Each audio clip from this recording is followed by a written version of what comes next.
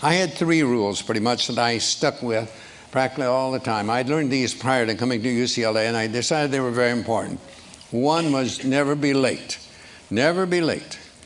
Later on, I said certain things that I had the players, if we're leaving someone, they had to be neat and clean. There was a time when I made them wear jackets and shirts and ties, and then I saw our chancellor coming to school in denims and turtlenecks, and I thought it was a little not right for me to keep this other, so I let them they had to be neat and clean. And I had one of my greatest players that you probably heard of, Bill Walton.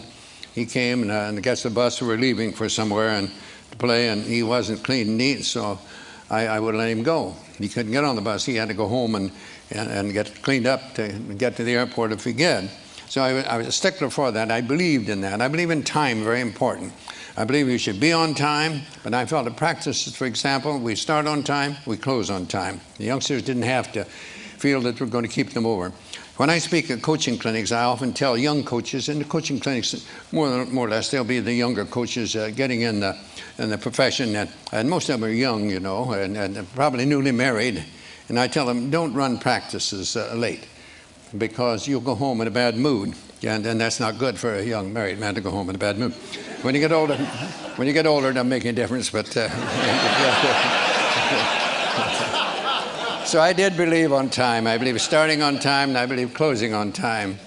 And another one I had was not one word of profanity. One word of profanity, and you are out of here for the day. If I see it in a game, you're going to come out and sit on the bench. And the third one was never criticize a teammate.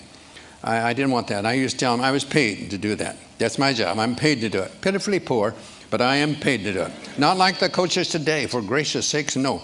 It's a little different than it was in my day.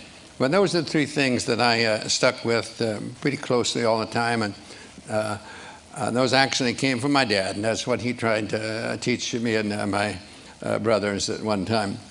I came up with a pyramid eventually.